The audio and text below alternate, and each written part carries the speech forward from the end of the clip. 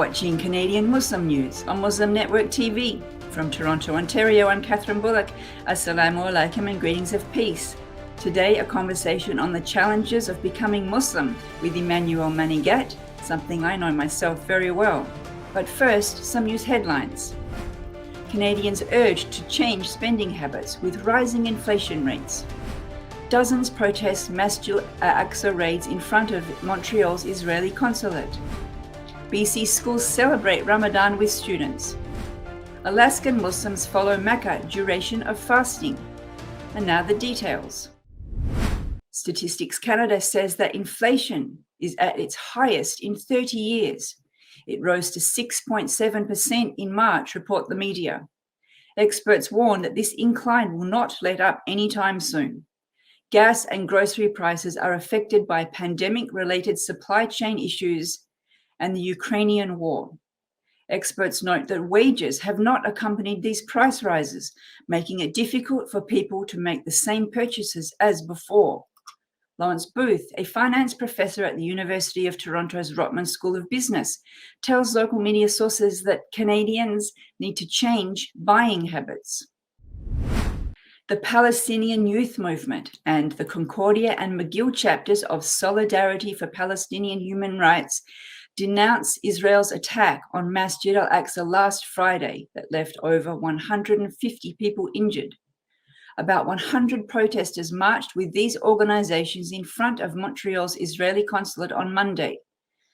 Demonstrators chanted, "Justice is our demand, no peace on stolen land," as they marched. Around 24 Montreal police officers followed the protesters. On Friday, Canadian Minister of Foreign Affairs, Emmanuelle, tweeted a call for de-escalation of tensions. Canada stands with the Israeli and Palestinian peoples in their right to peace and security, she wrote. British Columbian schools foster an inclusive environment for their Muslim students during Ramadan this year. Beth Applewhite, District Principal of Diversity and Inclusion in Burnaby, tells local media sources that schools have held assemblies and iftar dinners for their students and families. At a Surrey school's entrance is a vibrant Ramadan-themed display featuring prayer timings and a calendar. Annie Ohana, the head of the Indigenous department in that school, notes that it takes more than a poster to make an inclusive environment. She says that the objective is to empower students through their own identities. Practicing Islamic traditions in Alaska presents unique challenges for Muslims, especially during the month of Ramadan. While Muslims fast from dawn until sunset during this time, in Alaska, daylight can last 20 to 22 hours during spring and summer. In an interview with Alaskan news source, Heather Barbour of Anchorage said not everyone in the community is able to fast that long for 30 days. This is why Alaskan Muslims follow fasting time in Makkah.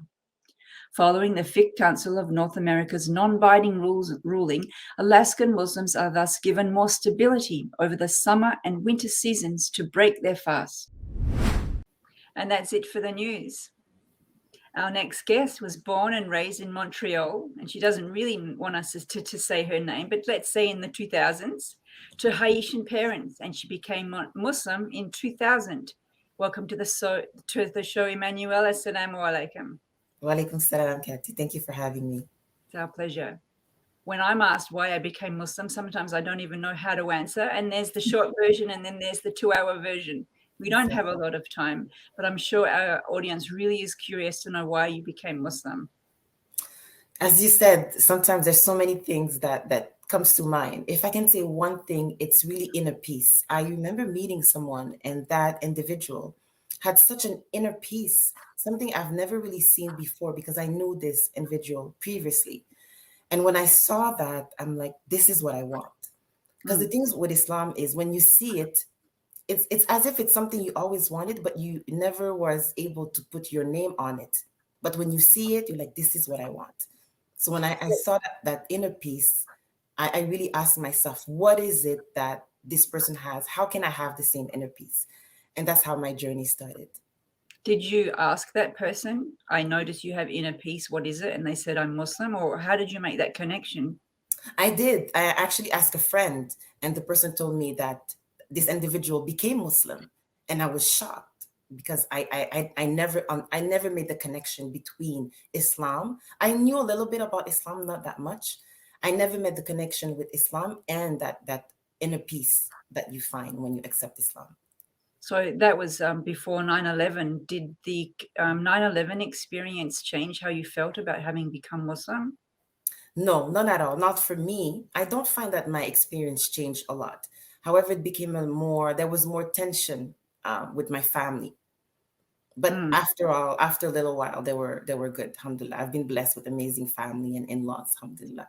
Alhamdulillah. I do want to ask you about that later, but just let's dwell a touch more on the conversion experience. I've met people who hear about Islam and say, "Oh, that's what I believed all my life," and they convert right away. And others, including myself, take years to decide. How was it with you between meeting that person and then actually converting? Yes, for me, it was about 6 months because it was a journey of discovery. First of all, discovery of myself, discovery of the world. The world just expanded in front of me. And I remember at that time, funny enough, it was Ramadan. I remember it was Ramadan. And I would see Muslim left and right. I was in Montreal at that time at university, Concordia University, precisely studying. Mm. And there were Muslims everywhere. There were Muslims at the mall. I would turn on TV and there was Muslim. So I really felt that something bigger was happening. So I remember praying at that time and asking God, asking Allah, please, if this is for me, give me a sign. Show me if this is something I should do. And I had a dream. And in my dream, I took Shahada. I remember saying, Washhadu an la ilaha illallah wa ashhadu Muhammad Rasulullah.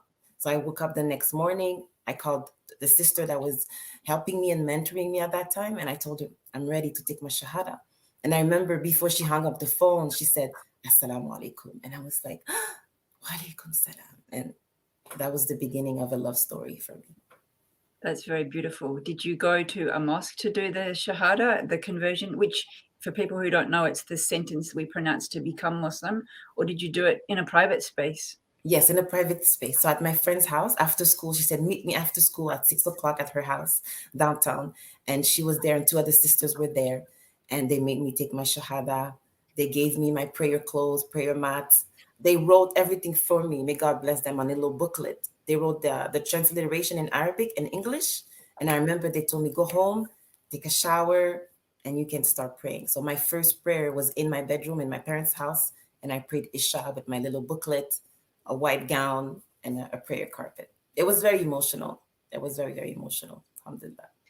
And that's a long time ago now. Do you Yes. feel Muslim? Like, do you feel Muslim? Yes. And the reason why I say that is because initially my friend said, we're going to call you Iman. Because if you notice, my name is Emmanuelle. If you cut down the UL, it's Iman, right? And I'm like, yeah, I love that because I became Muslim really out of faith. And recently I went back to university, and when people ask me, what's your name? I said, Emmanuelle. So I came to a place in my life where Emmanuelle is Iman. I know it sounds really weird. We're the same person. And so I definitely feel Muslim with my Emmanuelle as a name. I feel comfortable with that name. And now you're a volunteer convert care coordinator with an organization called Rabata. Tell us about Rabata and your role there. Yes, alhamdulillah. So Rabata is an online global women-led organization, which mission is to revive female scholarship because Islam has a long tradition of female scholarship. However, for whatever reason, colonialism, whatever you want to call it, it's been lost. So what we're working on is reviving this tradition through creating educational, creative initiatives. So we have a publishing company, Daybreak Press. We have Masjid Rabata, which is an online virtual mosque for women. It was created in COVID. And we also have Convert Care Coordinator. That's one of the projects that we have. And I am the head of the Convert Coordinator. So my job is really to support, give consultation and spiritual care and advice to converts that contact us. What's the most common theme you hear when you ask people why they became Muslim? The common theme, I would say, they find a purpose in their life. It's answering a lot of questions that they've been asking themselves, and they never found the questions in any other religion. and Islam helps them to see life clearly and gives them it gives more meaning to their life and a purpose. That's what I would say. Do you have any idea of numbers? Can you share statistics with us? Numbers, what was I reading? I don't have exact numbers. If I gonna and because Rabata is online organization, we have converts in Canada and the US, in Singapore. But in terms of numbers, I apologize. I don't have specific numbers. I wish I had that for you. Maybe That's next time. okay. I know that my local mosque in Ramadan, conversion usually goes up. So there's like one or two or three a week. So I mean, Mashallah. I don't know how we'd calculate the numbers from that. I saw a Right. statistic that it was usually 4 to 1 women, and I don't know how the scholars came up with that statistic either. But is your involvement with female and male converts, or because of the nature of the organization, female converts only? Yes, female converts, alhamdulillah. So we support female converts. And the beauty is, I find the reason why we do that. I was listening to a scholar the other day, and she was saying that the culture comes from women. So the women are passing on the culture. So although in Islam, the religion comes from the father, but the culture, the habits, the emotion that comes with the religion is passed on to the mother. So we are nurturing the female in order for them to be able to preserve the religion and pass it on to the next generation. There's been some anecdotal evidence that conversion sometimes after about 5 years, the convert feels ostracized or the customs are too strange and difficult, and there's a heavy dropout rate. Have you seen that as well? Yes, definitely. And this is why we have a book written by Dr. Tamara Gray and Synergia McField that is called Project Lena, Bring Your Whole Self to Islam. And the issue that many converts unfortunately experience is that they feel a sense of loss. They feel a sense that they embrace a different culture. They became someone else. So many people initially were told you have to change your name. So it creates a double identity in some situations. So what we want to do at Rabata, what we're focusing on is helping converts bring their whole self to Islam.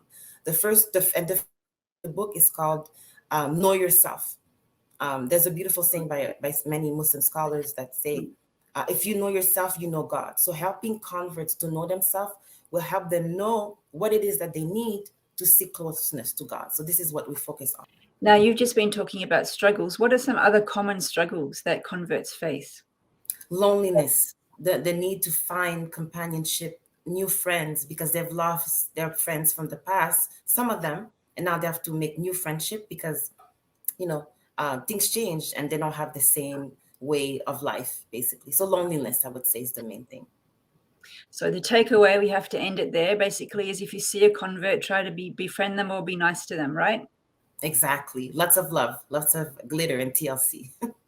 Thank you for joining us, Sister Emmanuelle. Thank you for having me. Thanks for watching Canadian Muslim News. If you like what we do, please share, like, and subscribe. Stay safe and God bless.